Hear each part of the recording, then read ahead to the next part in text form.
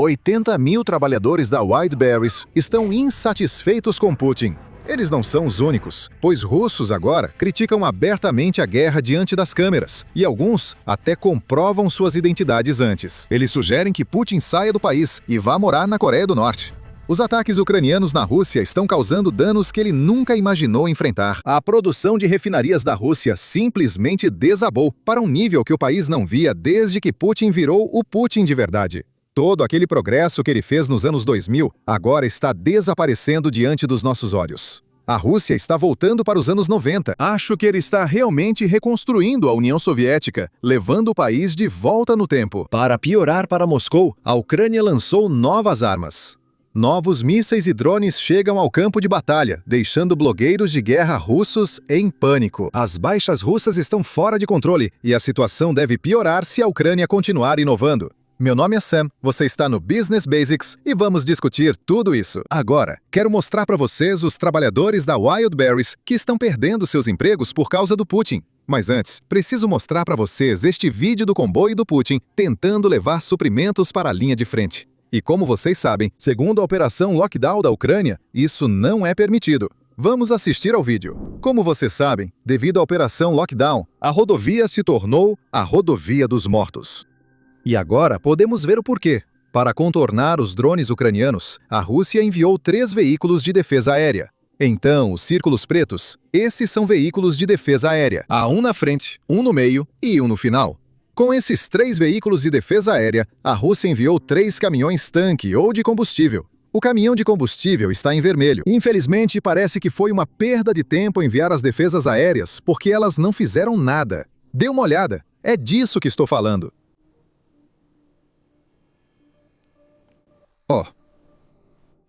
Parece que o caminhão de defesa aérea só assistiu ao filme, só aproveitou a paisagem e não fez nada. Tenho quase certeza de que todos os outros agora estão fugindo. Também não será uma cena bonita para eles. E esse é o segundo. Taxa de sucesso nada boa. Agora, como se isso não pudesse piorar para a Rússia, houve outro comboio de caminhões de combustível que desceu exatamente por essa mesma estrada logo em seguida e registrou tudo o que aconteceu, todo o desdobramento. E claro, o motorista russo estava comentando tudo, então eu não preciso fazer isso para vocês. Apenas ouçam e deem uma olhada. A estrada para Melitopol. Agora só podemos viajar assim, com um grupo móvel de apoio de fogo. É mais seguro assim. Mais seguro. Então foi a isso que chegamos. Olhe para nós agora. 2026. Escoltados por um grupo móvel de combate. O preço. Nossas pequenas viagens de trabalho hoje são assim. Acabaram de queimar um. Houve um ataque. Está pegando fogo. Aqui está outro. Queimou hoje. Ainda está saindo fumaça ali. Esse é um caminhão militar Ural. E ali ao longe, eles queimaram outro. Algo está queimando. Algum tipo de veículo também. Algum tipo de equipamento. Olá, Donetsk. Rodovia Donetsk Starobichevi. Tem outro ali. Eles queimaram esse caminhão de combustível hoje. Agora, esses são o que eu chamaria de ataques de médio alcance. Ou acho que é assim que todo mundo está chamando, não exatamente eu. E a Ucrânia tem usado isso para atingir linhas de suprimento, dificultando para a Rússia alimentar suas tropas na linha de frente e, claro, seus territórios ocupados. Mas, novamente, isso não quer dizer que a Ucrânia parou os ataques de longo alcance na Rússia, que ainda ocorrem. Isso explica por que 80 mil trabalhadores estão irritados com Putin. Vou mostrar o que quero dizer. Esses 80 mil trabalhadores trabalham nos depósitos da Wildberries. E quando eu te mostrar os ataques recentes, acho que você vai entender. Só ontem de manhã, a Ucrânia atingiu mais um depósito da Wildberries, desta vez em São Petersburgo. Economistas afirmam que, se a campanha continuar, pode causar uma crise total na economia russa.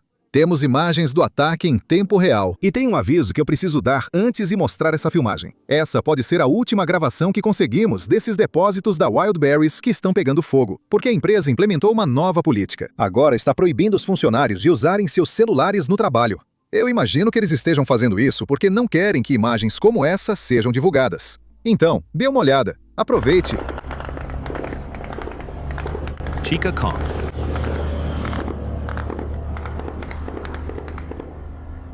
E claro, aqui está nosso cartão de bingo. Você pode ver que essa instalação era uma das 10 maiores instalações da Wide Berries em termos de tamanho. Ela era a número 6, bem aqui na região de Leningrado. E claro, uma rápida aula sobre a Rússia. São Petersburgo costumava se chamar Leningrado. Essa é a cidade. Mas a região em si, como se fosse o estado, também se chama Leningrado. E esse armazém ficava perto da cidade de São Petersburgo. O tamanho dele era de aproximadamente 150 mil metros quadrados. Isso equivale a cerca de 20 campos de futebol, só para você ter uma ideia. E além disso, a seção mais nova desse armazém acabou de ser construída em março de 2026. Então, foi apenas alguns meses. E eu acho que eles nem chegaram a usar muito. E lembre-se, isso é como a Amazon. Basicamente, essa é a Amazon da Rússia. Isso significa que a empresa investiu muito nesse armazém, esperando recuperar o valor ao longo de sua vida útil. Talvez em 20, 25 ou 30 anos. Não sei ao certo. Mas ela investiu muito dinheiro, esperando lucrar no futuro. E agora que o armazém foi destruído, eu imagino que eles vão considerar isso como prejuízo. Então, de qualquer forma, não são boas notícias.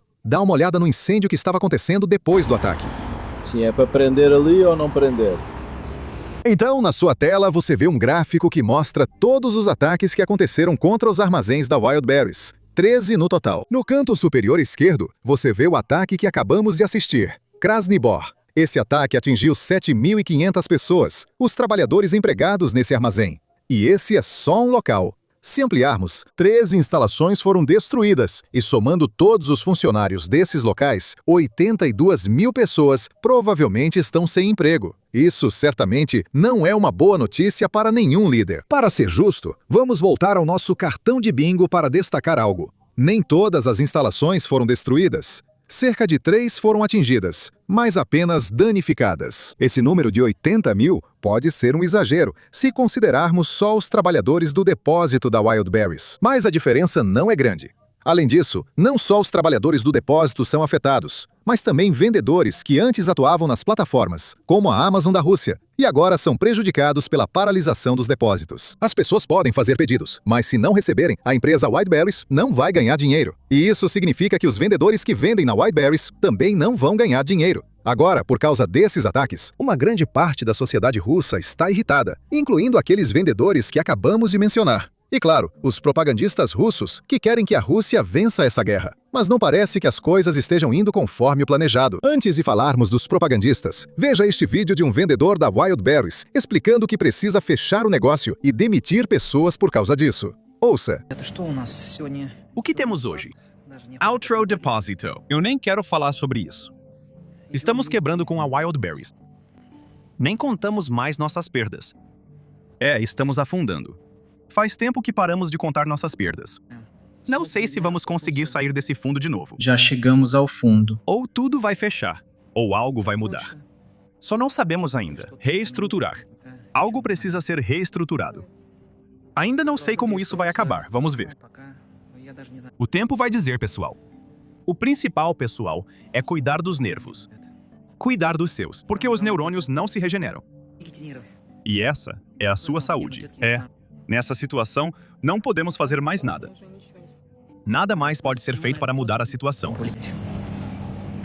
E aqui temos a estimativa completa de exatamente quanto dano esses ataques estão causando à economia russa. E é importante destacar aqui que essas estimativas vêm de fontes russas. Porque lembre-se, os ucranianos estão lutando por suas vidas, lutando por sua terra contra a Rússia. Então, os ucranianos têm o hábito de, você sabe, superestimar as coisas. Eles geralmente tendem a exagerar em qualquer estimativa, o que faz sentido. Se eu estivesse defendendo meu país, faria a mesma coisa. Mas os russos, por outro lado, não têm incentivo para exagerar nenhuma crise. Na verdade, pode-se argumentar que os russos, especialmente os que vivem na Rússia, eles provavelmente têm um incentivo para, você sabe, minimizar qualquer crise, porque Putin tem o hábito de jogar críticos no Gulag. Então, se eles querem ficar fora do Gulag, provavelmente querem, você sabe, criticar de uma forma respeitosa. E é isso que os analistas russos estão dizendo. Dá uma olhada. Sem apoio do governo, Wild Berries não vai sobreviver. Os ataques aos armazéns colocaram a empresa à beira do colapso. As perdas diretas da Wild Berries com a destruição dos armazéns já podem ultrapassar 100 bilhões de rublos. Isso equivale a mais ou menos $1 bilhão.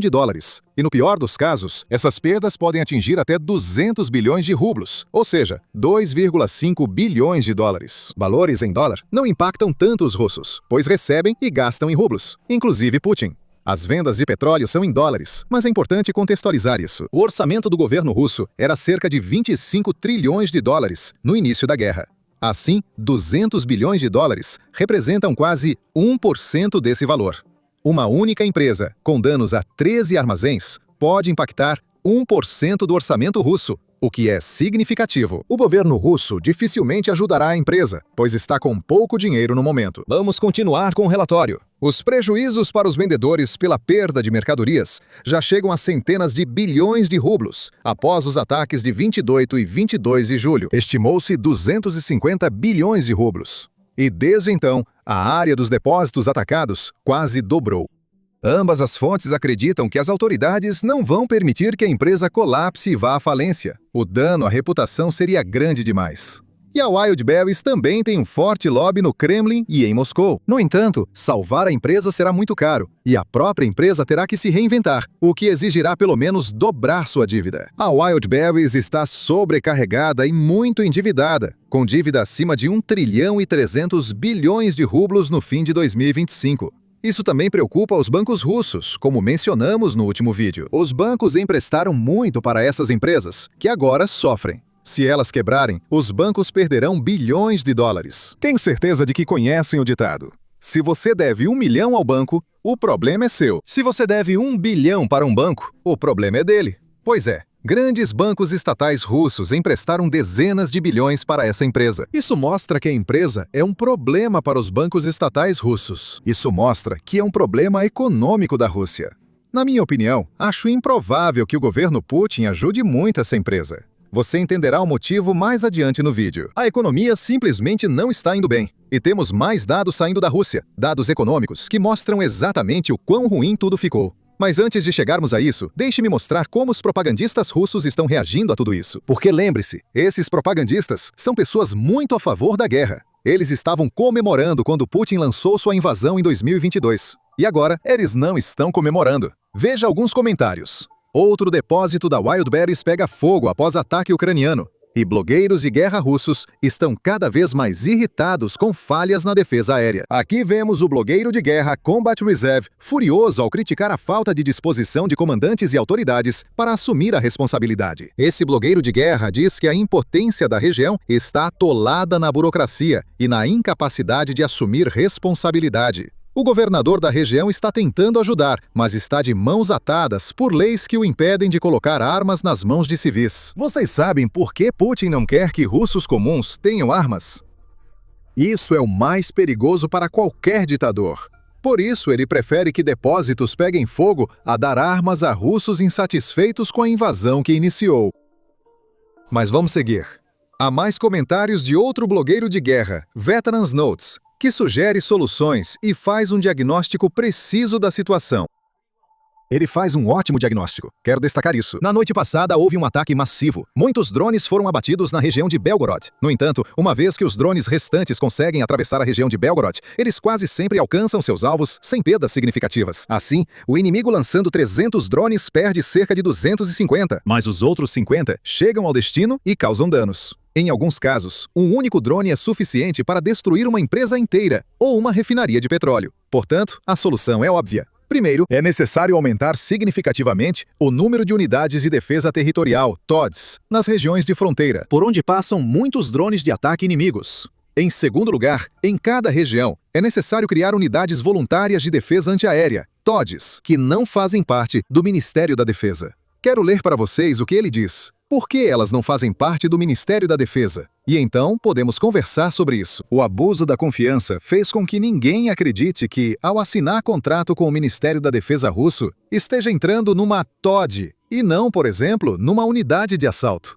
E claro, isso é comum na Rússia há tempos. Recrutam carne de canhão para a linha de frente e dizem que é possível assinar contrato com o exército russo. Você pode receber todos esses bônus que eles estão oferecendo e nem vai para a linha de frente. Você só vai trabalhar nos bastidores. Talvez você vá trabalhar, sabe, em alguma cidade próxima, apenas lidando com suprimentos. Essas são as promessas feitas antes de assinar o contrato.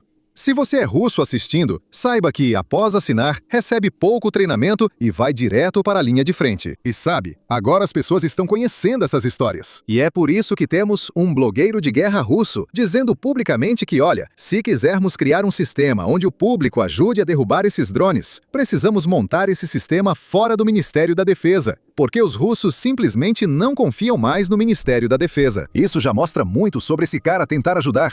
Imagino que ele seja pró-guerra, já que está ajudando. Até ele percebe que o Ministério da Defesa russo costuma mentir ao próprio povo. Agora, todas essas mentiras são exatamente o motivo pelo qual o povo russo está cansado. E alguns estão tão cansados que estão publicamente criticando Putin e dizendo para ele simplesmente deixar o país, ir morar na Coreia do Norte. Quero mostrar este vídeo para vocês. É realmente ótimo. Mas eu tenho um aviso rápido antes do vídeo. Eu sei que da última vez tivemos um vídeo com muitos palavrões, e nós censuramos os palavrões. Mas vocês não ficaram nada felizes com a censura. Então, dessa vez, nós não vamos censurar. Mas se você tiver crianças na sala, ou se não quiser ouvir muitos palavrões, é melhor pular o próximo vídeo. E só para avisar, é um russo que está muito bravo. Então, espero que você tenha uma ideia de quantos palavrões ele vai soltar. E claro, se vocês gostarem, por favor nos ajudem clicando no botão de se inscrever aqui embaixo. O algoritmo do YouTube não favorece esse tipo de conteúdo. Se você curtir e se inscrever, o algoritmo entende que o vídeo é bom e recomenda para mais pessoas. Agora, assista ao vídeo. Falando com vocês, punheteiros do Kremlin. Estamos fartos de vocês aterrorizarem ucranianos e russos. Vocês já irritaram até os cachorros de rua, pelo amor de Deus. Sanções de longo alcance de Magyar chegaram a Samara. Nossos armazéns, depósitos de combustível e outros itens estão pegando fogo. Está tudo pegando fogo e explodindo, pelo amor de Deus. Pessoas estão morrendo na Ucrânia. Pessoas estão morrendo na Rússia. Nossa economia está só rastejando, pelo amor de Deus. De joelhos, machucada, como uma garota de um bordel. Acabei logo com essa porra toda. Caiam fora e vão pros seus parceiros no Afeganistão ou na Coreia do Norte. Brinquem de enfiar no rabo com eles. Continuem falando entre si sobre seus valores tradicionais e outras merdas. Nós odiamos vocês. Não temos respeito nenhum por vocês. Caiam fora daqui, seus filhos da puta. Espero que tenham gostado. Querem ouvir a parte mais engraçada agora? Depois que vídeos como esses começaram a aparecer, o Ministério do Interior da Rússia fez algo muito suspeito. Na verdade, nem é só suspeito. Não consigo pensar na palavra certa. Mas eles fizeram algo meio cômico, e vocês vão ter dificuldade de acreditar. Dá uma olhada nesse relatório. O Ministério do Interior da Rússia orientou oficialmente os russos a não expressarem opiniões online.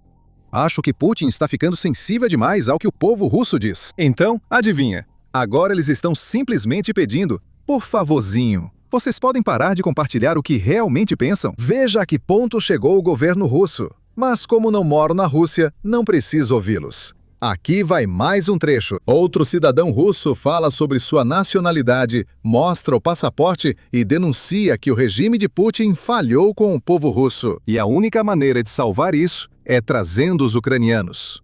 Ouça só. Meu nome é Maxim Petrovich. Meu nome é Maxim Petrenko. Sou cidadão da Federação Russa. Nasci e vivi toda a minha vida na cidade de Vladivostok. 5 anos após o começo da guerra, creio que só me resta apelar ao governo da Ucrânia para libertar meu país. Peço e exorto todos que se consideram patriotas da Rússia a apelarem ao governo ucraniano. A todos que possam ajudar a libertar a Rússia dos regime vil, desprezível e criminoso que tomou o poder e o mantém há 1/4 de século. Não sei se ainda há pessoas tão teimosas que não conseguem entender. Entendam que esse regime nunca sairá sozinho. Olhem para Putin. Não existe ninguém mais covarde, mais desprezível ou mais patético do que um homem que detém tanto poder e ainda assim se agarra a ele por medo. Ele nunca vai desistir disso por vontade própria. Então, por favor, todos que carregam esse livrinho, vamos nos unir. Vamos pelo menos falar. Vamos fazer tudo o que for possível, dentro do nosso alcance. Isso é patriotismo de verdade. Nos últimos 3 anos, eu tenho doado dinheiro.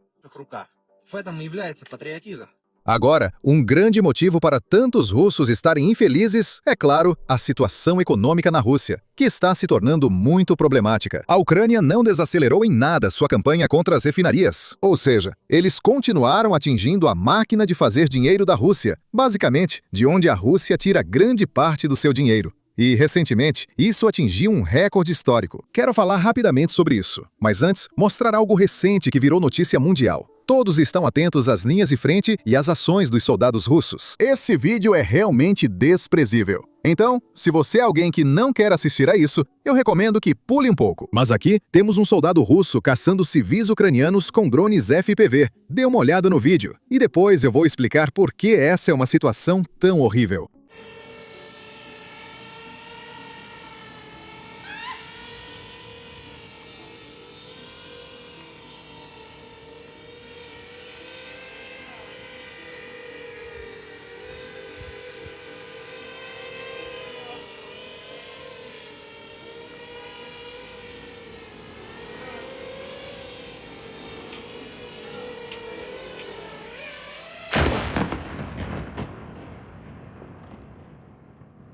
Agora não podemos mostrar o final, mas no fim, o drone atinge o homem e explode. Há uma explosão. Felizmente, porém, o cara sobrevive. Ele sofre um trauma pela explosão, mas está completamente bem. Ele está falando, está dando uma entrevista porque é um dos poucos sortudos. Agora, o mais importante a destacar aqui é que ele é apenas um civil normal. Ele vende legumes e frutas na sua van. Ele não é um militar. E apesar disso, drones FPV russos estão mirando nele. Quero destacar o quão doentio isso é, pois drones FPV não são como esses grandes drones que vemos entrando em Kiev ou atacando refinarias russas. Esses drones permitem que um operador com óculos de realidade virtual veja tudo o que o drone vê. Ou seja, esse soldado russo decidiu que vai atrás do civil e brincar com ele antes de atingi-lo. Tem certeza de que o soldado queria que o homem não sobrevivesse.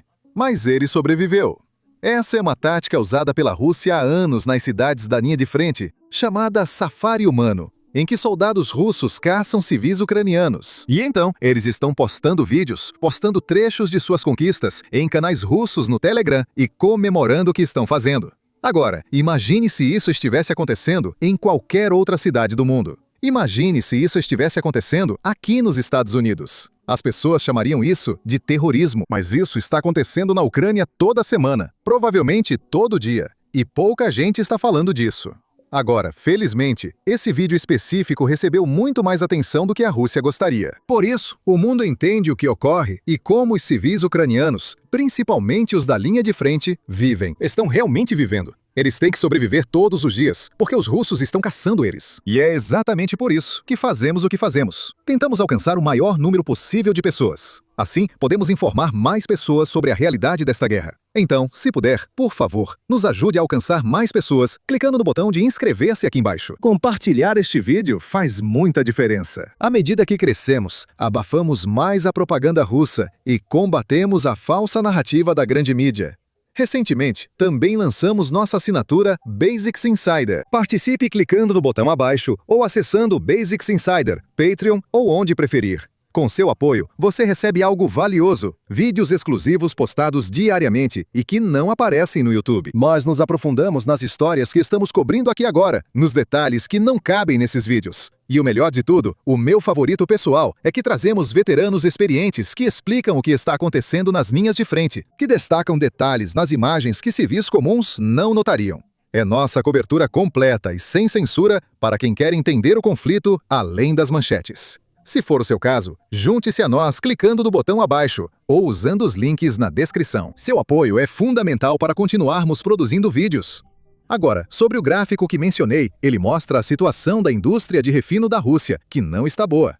Só ontem de manhã, um ataque ucraniano à noite atingiu a refinaria de petróleo Sujan, na Rússia, localizada a cerca de 900 quilômetros dentro do território russo. É uma das maiores do país, processando 7 milhões de toneladas de petróleo bruto por ano. Agora vem a parte importante. Veja as fotos. A refinaria é enorme, mas a Ucrânia está atingindo peças específicas, exatamente aquelas que tornam mais difícil para a Rússia reiniciar essa instalação. Agora, finalmente posso revelar a dica que eu estava dando anteriormente. Nós sabemos exatamente como a Ucrânia está conseguindo fazer isso, e temos detalhes que nunca tivemos antes.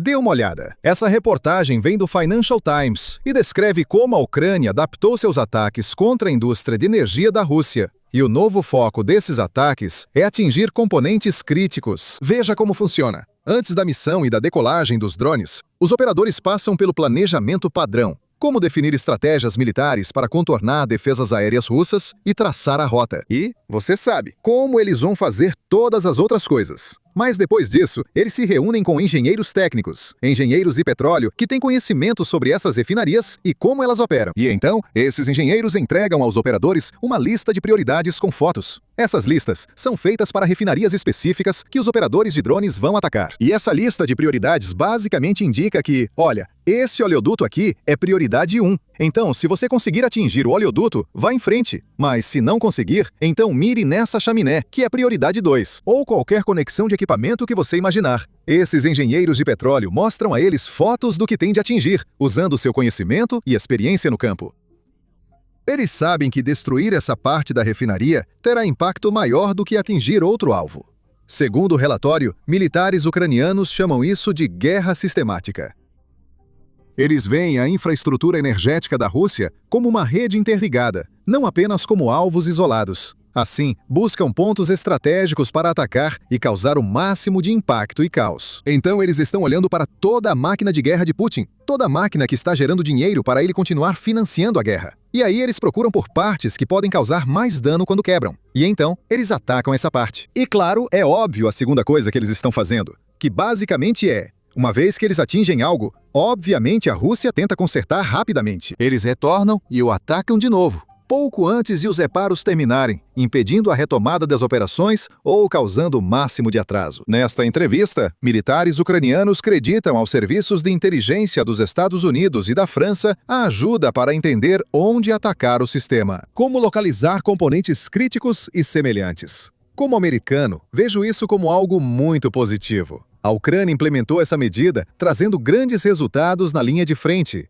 E claro, no final, operadores de drones afirmam publicamente que a campanha só vai se intensificar. Então a Rússia deveria estar preparada. Mas eu não sei se a Rússia vai estar preparada porque eles já estão sofrendo bastante. Dá uma olhada nesse gráfico. Isso mostra a produção de refino da Rússia e está literalmente despencando. Não estou brincando. Agora, depois de ver isso, alguns podem estar sentindo déjà vu, como se já tivessem visto isso. E estão certos, já analisamos esse gráfico antes no canal. Mas na época, só tínhamos dados até maio, sem junho e julho. E mesmo olhando apenas os dados até maio, podemos ver que a produção de refino da Rússia este ano está sofrendo bastante. Mas dá uma olhada nessa queda em junho. Parece que junho foi o pior mês para Putin. Então, depois dos ataques de julho, essa produção de refino, agora está no nível mais baixo dos últimos 23 anos. Desde 2002, a Rússia não refinava tão pouco o petróleo bruto. Putin oficialmente levou seu país de volta ao ponto em que estava quando assumiu o poder. E eu te disse no começo, ele realmente está levando a Rússia de volta no tempo. E adivinha?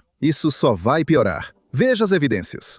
Primeiro, há uma mensagem de um blogueiro de guerra russo sobre a situação ter se invertido. Dá uma olhada nessa mensagem. Esse cara diz que, em 2023, ele costumava acordar e ver o que os russos tinham destruído do lado ucraniano, ou seja, dentro da Ucrânia.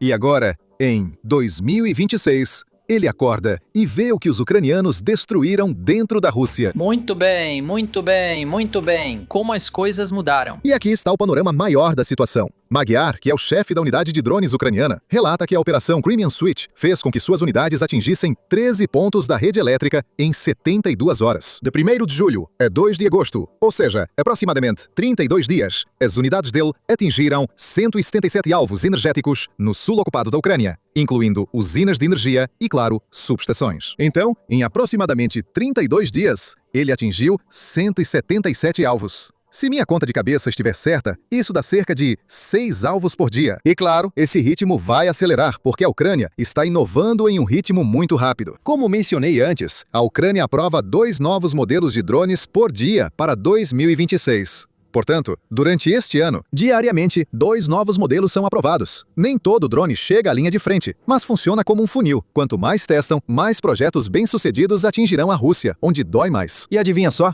Aparentemente, a Ucrânia pode ter um modelo que está deixando os russos muito assustados. E o motivo de eu estar compartilhando esse modelo é porque blogueiros russos, propagandistas russos, estão em pânico por causa disso. Vou te mostrar o que é isso. Hoje, blogueiros militares russos entraram em pânico, com avistamentos confirmados de drones Tridaya Robotics de alta velocidade criados na Ucrânia, atacando instalações russas. Esse drone tem uma velocidade de 650 a 700 km por hora, alcance de 2.000 km e pode carregar uma carga de até 200 kg. Esses drones são difíceis de abater, têm grande alcance e causam danos relevantes a alvos russos. São tão rápidos quanto um caça Mustang da Segunda Guerra Mundial. Abater um drone desses é praticamente impossível. Um helicóptero ou uma aeronave leve seriam inúteis para interceptá-lo. Agora vamos ver se conseguimos um vídeo de um desses drones em ação em breve. Lembro da sensação anterior porque falei sobre flamingos há cerca de 2 anos, ou há 1 ano e meio. Quando a Ucrânia exibia esses mísseis em feiras de armas, ou comentava sobre aumento de produção e desenvolvimento, certo? Cobrimos isso porque seriam dos melhores mísseis de cruzeiro que a Ucrânia construía.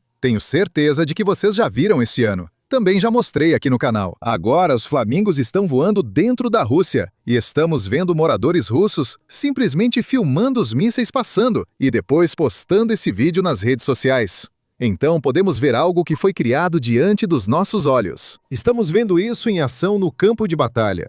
Talvez legal não seja o termo certo, mas ainda assim é interessante. Falando de mísseis, a Ucrânia ainda está longe de alcançar a Rússia, que possui muitos mísseis balísticos e segue produzindo mais a cada mês. Mas os ucranianos estão alcançando. Eles estão fazendo progresso, e esse progresso está deixando a mídia russa apavorada, mais especificamente a TV do Kremlin.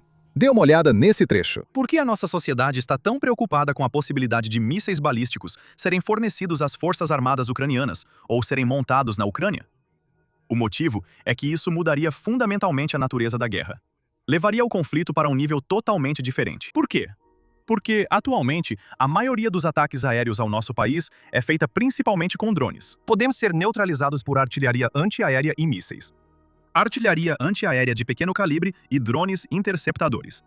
Podemos ser interceptados por helicópteros de ataque. Às vezes, um helicóptero de ataque pode destruir dezenas de drones em uma missão. Mísseis de cruzeiro são um caso distinto. Storm Shadow e Scalp são um tipo de arma totalmente diferente. Não dá para derrubar um desses com drone interceptador. Artilharia antiaérea de pequeno calibre não derruba. Só sistemas de mísseis antiaéreos conseguem. Todo o resto entra no campo dos milagres. Uma linha vermelha devia ter sido traçada após o envio dos mísseis Storm Shadow. Mísseis balísticos são armas ainda mais impactantes, pois mudam fundamentalmente a natureza da guerra, criando grandes desafios para a defesa aérea. Bom, é isso que eu tenho para vocês hoje. Se você gostou, não esqueça de clicar no botão de curtir e se inscrever aqui embaixo. Isso realmente nos ajuda muito. Nós tentamos postar 2, talvez 3 vezes por semana aqui. Mas se você está procurando por mais conteúdo, estamos publicando vídeos exclusivos todos os dias na nossa assinatura Basics Insider. Você pode se tornar um membro agora mesmo e ter acesso a esses vídeos exclusivos que estamos lançando diariamente. Como eu disse antes, você pode se tornar membro clicando em Seja Membro abaixo, acessando basicsinsider.com ou nosso Patreon ou Substack. Todos os links estão na descrição. O seu apoio torna possível que a gente continue produzindo cada vez mais vídeos. E claro, tentando fazer coisas novas para trazer histórias interessantes para vocês. Então, muito obrigado por todo o apoio e vejo vocês no próximo vídeo.